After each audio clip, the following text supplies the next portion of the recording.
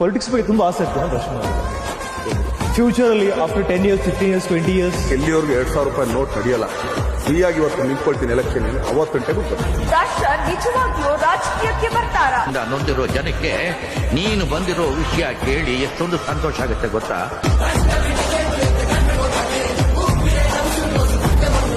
ನಮ್ಮ ಬಾಸ್ ಆಚೆ ಬಂದ್ರೆ ಮುಖ್ಯಮಂತ್ರಿ ಮಾಡೇ ಮಾಡ್ತೀವಿ. ಇತ್ತಿನ ರಾಜಕಾರಣಿಗಳು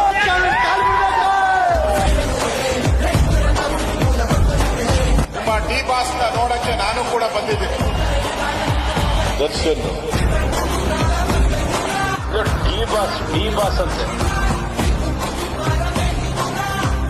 ಆಯ್ತು ಡಿ ಬಾಸ್ ಬೆಳಗ್ಗೆ